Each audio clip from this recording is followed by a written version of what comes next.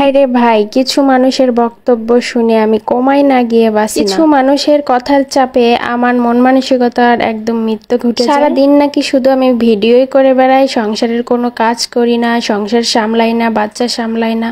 ভাই, তাহলে আমার এই কাজগুলা কে করে দেয়? আমি এত পরিমাণ টাকার মালিকও না যে বসে বসে খাবো আর কাজের মহিলা আমাকে কাজ করে দিবে। আমার নিজের মাথার বুদ্ধিগুলো একদম হারিয়ে যায় মাঝে মাঝে চিন্তা করি, তাহলে আমি কাজ করি না তো কি করি? আমার এই সংসারের কাজগুলা কে করে দেয়? অনেকের ধারণা হয়তো আমার জামাই করে দেয়। ভাই, আমার জামাই কিন্তু বসে বসে খায় না। সে যেহেতু একটা সরকারি জব করে, সে এত পরিমাণ বিজি থাকে। যারা ডিএসবি তে থাকে, কম্পিউটার অপারেটর, তারাই একমাত্র জানে কাজগুলার সময় আসলে কতটুকু ফ্রি সময় পাওয়া যায়। একদম কাট সময়, তাই বাড়িতে আসে, খাওয়ারই সময় পায় না, আর সে করে দিবে আমাকে কাজ। আর আমি করেই বা নিব কেন আমার জামাইয়ের কাছ থেকে? আমান তামান একটা সুস্থ মানুষ আমি থাকতে কেন আমার জামাইয়ের কাছ থেকে কাজ করে নিব? যারা আসলে সংসার সামলায় তারা অবশ্যই জানে যে সংসারের কাজগুলো আসলে প্রতিনিয়ত করতেই হয়। বাসা বাড়িতে যারা থাকে আসলে এলোমেলো জিনিসটা আমার একদমই পছন্দ না। কাজ করতে মন না চাইলেও কাজ করতে হয়। আর আসি এখন ভিডিওর কথা নিয়ে। আমার এটাই দোষ যে সারাদিন আমি কি কাজগুলা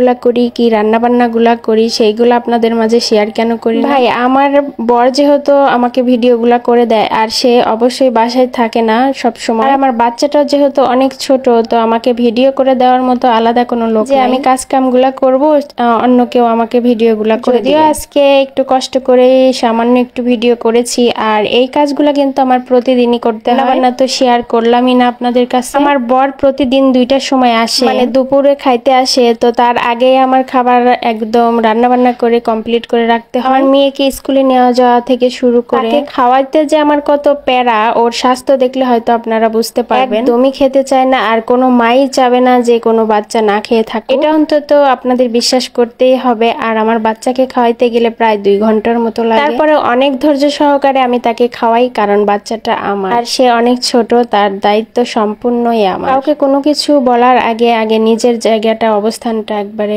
চিন্তা করে দেখবেন। কোনো মানুষই সব দিক দিয়ে পারফেক্ট না, তারপরও যতটুকু পারি সম্পূর্ণ দিক দিয়ে চেষ্টা করি। আর প্রতিদিনের কাজগুলো প্রতিদিনই করার চেষ্টা করি। হয়তো আপনাদের মাঝে আমি শেয়ার করতে পারি না। আর এখন আসি ঘুরে বেড়ানোর টপিকটা নিয়ে। অনেকে আমাকে এই কথাগুলো বলে যে সারাদিন শুধু ঘুরে ঘুরে বেড়াও, ভিডিও করে বেড়াও, তোমার সংসার সামলাইকে। আসলে আমার বর মাঝে মাঝে আমাকে ঘুরতে নিয়ে যায়, আর সেই সময়ের গুলার ভিডিও গুলাই আমি হয়তো আপনাদের মাঝে একটু শেয়ার করি। যারা আমাকে খোঁচা মেরে কথা বলে তাদেরকে বলছি, আচ্ছা আপনারা এমন কেন? যে যেমন ভাবে থাকতে চায় থাকতে দিন না তাদেরকে তেমন ভাবে। এইভাবে মানুষকে হার্ট করে কথা বলার কি দরকার আপনাদের, বলেন তো? যার যার জায়গা থেকে যে তার ভালোই কিন্তু বোঝে।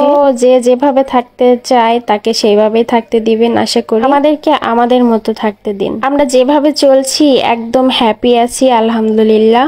সো কাউকে মনে কষ্ট দিয়ে কথা না বলাটাই ভালো আর কি। তো যাই হোক, প্রতিদিনই আমার এইভাবে ঘর গোছাতেই হয়, কারণ আমার মেয়েটা খুবই দুষ্ট। সকালে ঘর গোছাবো, দুপুরে দেখবো একদম বৃন্দাবন করে ফেলেছে, তারপর আবার এইভাবেই গুছিয়ে রাখি, কারণ আমার বরটা অগোছালো একদম পছন্দ করে না। যাই হোক, কেউ কিছু মনে করবেন না আর মনে কষ্ট নেবেন না। সবাই ভালো থাকবেন, সুস্থ থাকবেন। আল্লাহ হাফেজ।